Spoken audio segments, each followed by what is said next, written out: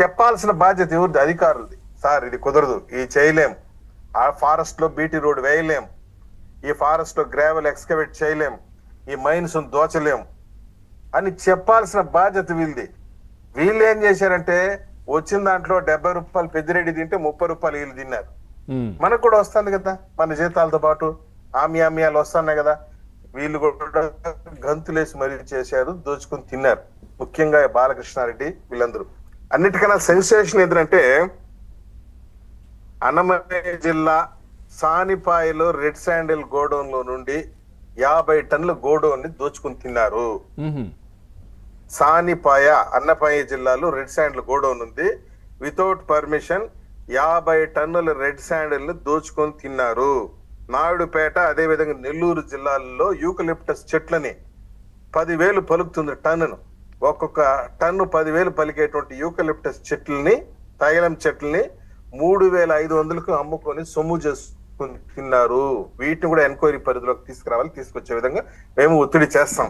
అంటే ఇప్పుడు అడవిలో ఉన్నాయి కొట్టడం కాకుండా గోడౌన్ లో పట్టుకున్నవి కూడా అవి కూడా అమ్మేసుకున్నారు ఆల్రెడీ గోడౌన్ లో. ఇప్పుడు నేను ఈ చర్చ ద్వారా చాలా ముఖ్యమైన డిమాండ్ ఏంటంటే, అప్పుడు రెడ్ శాండిల్ స్మగ్లర్లు ఉండి స్వాధీనం చేసుకుని గోడౌన్ లో భద్రపరిచినటువంటి రెడ్ శాండిల్ దొంగలు ఇంకా ఉన్నాయా? రిజిస్టర్ లో నమోదు చేసిన రెడ్ శాండిల్ దొంగలు ఈ రోజు గోడౌన్ లో ఉందా లేదా అని కూడా చెక్ చేసుకోవాల్సినటువంటి పరిస్థితి వచ్చింది. గోడౌన్ లో నుంచి కూడా దోచుకుని అమ్ముకొని తిన్నారు వీళ్ళు. కాదని చెప్పి పెద్దిరెడ్డి రామచంద్రరెడ్డి గారిని ప్రమాణం చేయమనండి. కళ్ళార్పకుండా అబద్ధం చెప్పడంలో పెద్దిరెడ్డి కుటుంబం దిట్ట.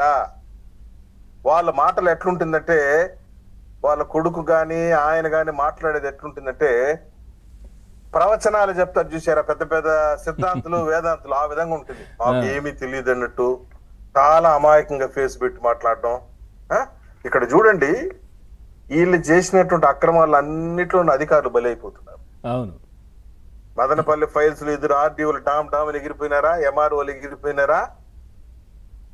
అదే విధంగా వైసీపీ నాయకులు చేసిన అక్రమాల్లో చూడ జత్వాని కేసులో ఒక డీజీపీ అరెస్ట్ అయ్యి జైల్లో ఉన్నాడా, ఒక డిఐజీ ప్లస్ ఒక ఐజీ కేసుల్లో ఇరుక్కొని తిరుగుతున్నారా? ఇంకొక కృష్ణమోహన్ రెడ్డి, ఆ ధనంజయ రెడ్డి అనే వాళ్ళు పాపం ఐఏఎస్ ఆఫీసర్లు, వాళ్ళ పాపం అనకూడదు, తప్పు, గజ దొంగలు వాళ్ళు. జగన్మోహన్ రెడ్డి చేసిన పాపాల్లో గజ దొంగ ఎవరు అంటే కృష్ణమోహన్ రెడ్డి అండ్ ధనంజయ రెడ్డి. గజ దొంగ 1 అండ్ గజ దొంగ 2 సినిమా తీస్తే తెలుస్తుంది. లిక్కర్ స్కామ్ లో వాళ్ళు ఉన్నారు, వాళ్ళు తప్పించుకొని తిరుగుతున్నారా? ఆ పాల్ రాజ్ అనేటువంటి ఒక ఐపీఎస్ ఆఫీసర్ అరెస్ట్ అయిందా? ఇంకా చూడండి వీళ్ళు చేసినటువంటి తిరుపతి బై ఎలక్షన్స్ లో సాంబశివారెడ్డి అని, తిరుపతి బై ఎలక్షన్స్ లో పాపం డాక్టర్ గిరీష్ గారు ఐఏఎస్ ఆఫీసర్, చాలా మంచి వ్యక్తి. ఆయన పాస్పోర్ట్ ఐడీలు కూడా తీసుకున్నారు వృత్తి వల్ల. అవును, పాస్పోర్ట్ చాలా మంచి officer, I know him personal, చాలా మంచోడు ఆయన. ఆయన బెదిరించి ఆయన దగ్గర ఐడి తీసుకుని ఆయన బదనం చేసి సస్పెండ్ అయిపించి ఎట్లా భగవంతుడి దయ వల్ల మళ్ళీ పోస్టింగ్ తెచ్చుకున్నాడు, అది వేరే విషయము. ఆ సాంబశివారెడ్డి, ఆ విజయ్ కుమార్ రెడ్డి, వీళ్ళంతా చూడండి. ఆ వెంకటరెడ్డి అనేటువంటి వ్యక్తి మైన్స్ ఎండి, ఆయన జైలుకు పోయి, వీళ్ళందరూ జైలుకు పోవటమే. ఎక్కడైనా చూసాము, ఏ రాష్ట్రంలోనే చూసామా ఇంత పెద్ద ఎత్తున ఐఏఎస్ జైలుకు పోయింది? మన రాష్ట్రంలోనే జరుగుతా ఉంది. అందులో కమింగ్ టు ద పాయింట్, నిన్న పవన్ కళ్యాణ్ గారు ఇచ్చినటువంటి స్టేట్మెంట్ డైరెక్షన్ అబ్సల్యూట్లీ కరెక్ట్.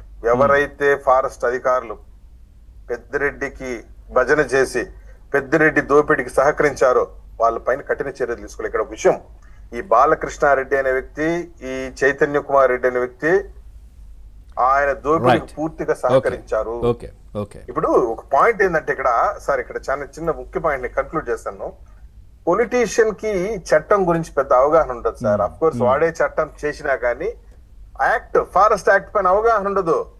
అధికారులు చెప్పాలి కదా, అడ్డగించాలి కదా, సార్ ఇది చేయలేము మేము, ఈ విధమైన దోపిడి మేము చేయలేమని చెప్పాల్సింది పోయి వీళ్ళే ఉత్సాహంతో అందరికన్నా ముందు పోయి దోచుకుని తిన్నారంటే వీళ్ళు వదిలిపెడితే సమాజానికి పెద్ద నేరం అయిపోతుంది. ఎందుకంటే ప్రజాధనంతో జీతాలు తీసుకుని, టీఏలు తీసుకుని, హెచ్ఆర్ఏలు తీసుకుని, ఎల్టీసీలు తీసుకుని ఇన్ని ఎంజాయ్ చేస్తూ ప్రజలకు సేవ చేయరా అయ్యా అంటే, పొలిటీషియన్స్ కి ఊడిగం చేసినావు, ఈ రోజు జైలుకు పోతున్నావు, నిన్ను ఎవరు కాపాడతారు?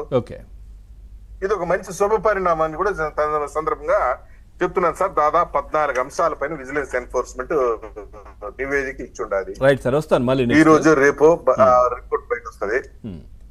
రైట్ కిరణ్ గారు, అంటే కిరణ్ గారు డైరెక్ట్ గా పెద్దిరెడ్డి దగ్గరికి వెళ్లకుండా ఇప్పుడు అధికారుల దగ్గర నుంచి మొదలు పెట్టారనుకోవచ్చా? వీళ్ళ దగ్గర మాట్లాడి అసలు ఏం జరిగింది ఏంటి అనేది చర్యలు కావచ్చు, ఇవన్నీ ఇక్కడ నుంచి ఎంక్వైరీ